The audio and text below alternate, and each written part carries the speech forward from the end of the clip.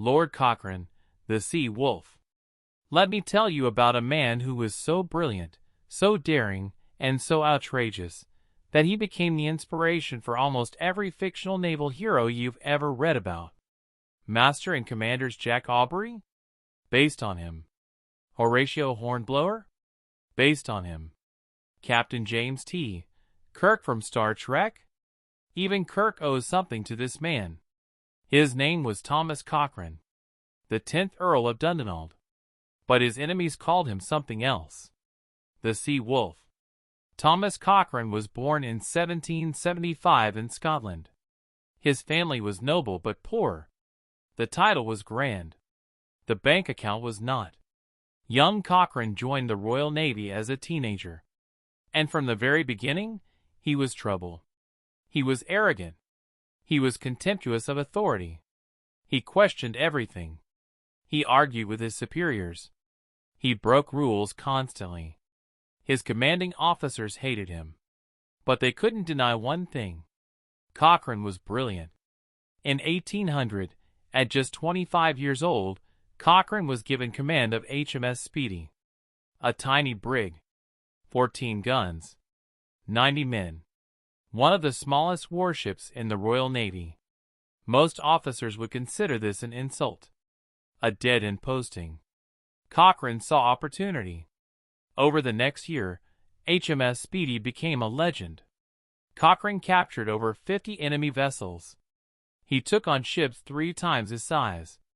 He used tricks, deception, and sheer audacity to win battles he had no business winning. His greatest victory came in May 1801. Cochrane encountered El Gamo, a Spanish frigate, 32 guns, 319 men. Speedy had 14 guns, 90 men. Any sane commander would have run. Cochrane attacked. First, he hoisted an American flag to get close. Deception. Then, at the last moment, he raised the British colors and opened fire. But here's the clever part. Cochrane knew he couldn't win a gun battle. El Gamo had more than twice his firepower. So he sailed Speedy right alongside the Spanish ship, so close that El Gamo's guns couldn't angle down far enough to hit him. Speedy's guns were firing up into El Gamo's deck at point-blank range.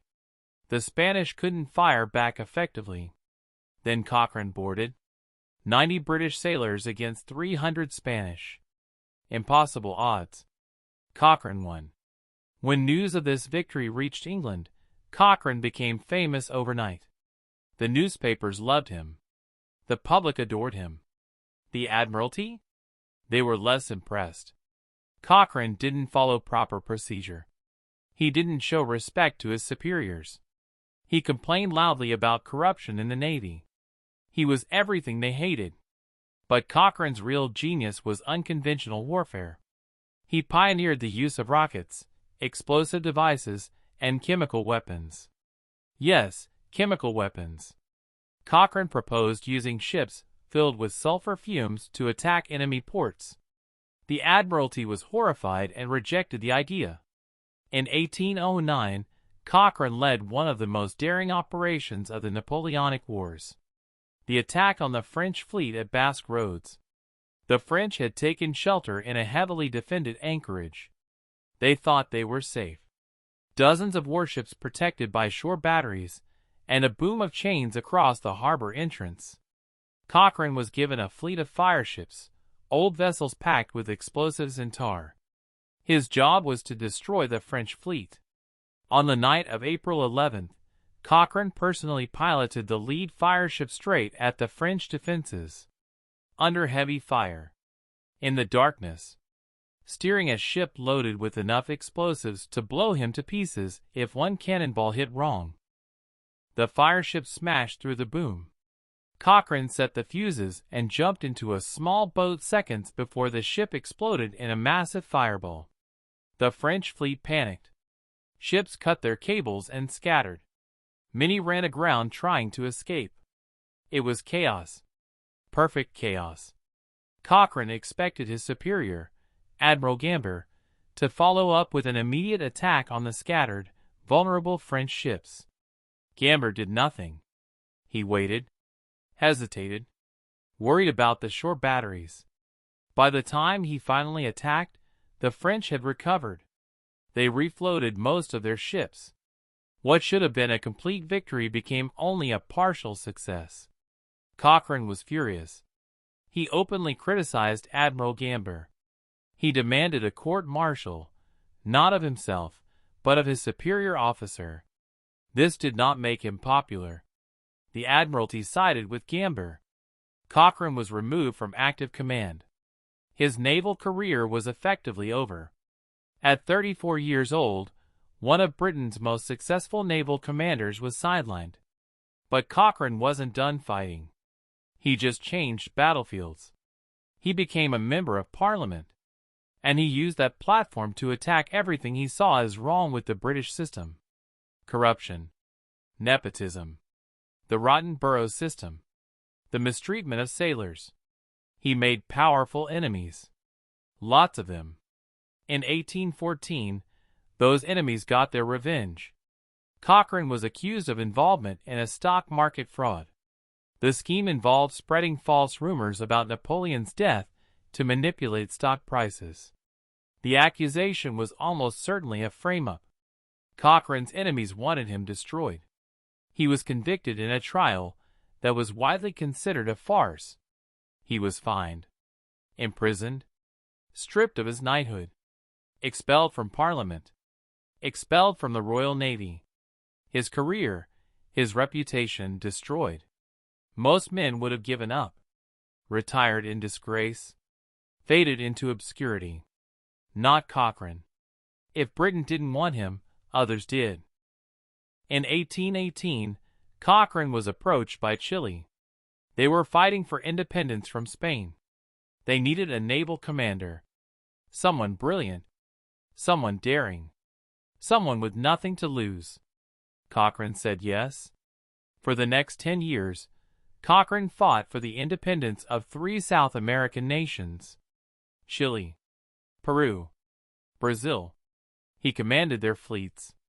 He trained their sailors. He captured enemy ships and cities with the same audacity he'd shown in his youth. In Chile, he captured the Spanish stronghold of Valdivia with a tiny force through sheer bluff and daring. In Peru, he played a crucial role in securing independence from Spain. In Brazil, he organized their navy and fought against Portuguese control. He became a hero across South America. They called him the liberator of the Pacific. But Cochrane's relationship with these governments was complicated. He was owed massive amounts of prize money. They rarely paid him. He argued with politicians. He made new enemies. Some things never changed. In 1828, Cochrane went to Greece. They were fighting for independence from the Ottoman Empire. Again, they needed a brilliant naval commander. Cochrane tried. But this campaign was less successful. Greek internal politics frustrated him. The resources were inadequate, and Cochrane was getting older. Finally, in his 50s, Cochrane returned to England. Here's where the story takes an unexpected turn. In 1832, nearly 20 years after his conviction, Cochrane was pardoned. His knighthood was restored. He was reinstated in the Royal Navy. The government finally admitted, quietly, that the trial had been unjust. Cochrane was given command of the North American station. Then later, he was promoted to Rear Admiral of the fleet. The man they drummed out in disgrace was welcomed back as a hero. Cochrane spent his later years writing, inventing, and campaigning for naval reform. He developed new weapon systems.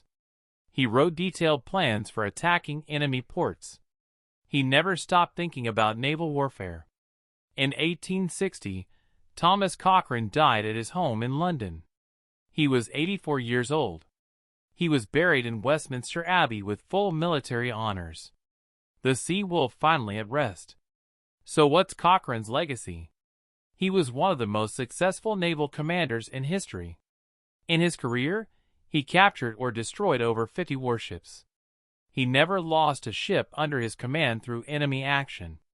His tactics were studied by naval officers for generations. His use of deception, speed, and audacity became the template for unconventional warfare. But more than that, Cochrane showed what one determined individual could achieve against impossible odds. He fought corrupt systems. He stood up to powerful enemies. He was betrayed, disgraced, and exiled, and he came back. He helped 3 nations win their independence. He changed the course of history across 2 continents. And he did it all with courage, brilliance, and an absolute refusal to accept that anything was impossible. Today, Cochrane isn't as famous as Nelson. There's no column in London with his statue on top. No square named after him. But ask any naval historian who the most remarkable British naval officer was, and many will say Cochrane. Because Nelson had the support of the Admiralty, the resources of the Royal Navy, and the love of the British establishment. Cochrane had none of those things. And he still changed the world. The fictional heroes he inspired, Jack Aubrey, Horatio Hornblower, and the rest, they're beloved by millions. But the real Thomas Cochrane? He was more remarkable than any fiction. More daring. More controversial. More brilliant. The sea wolf. The liberator. The rebel. Lord Cochrane.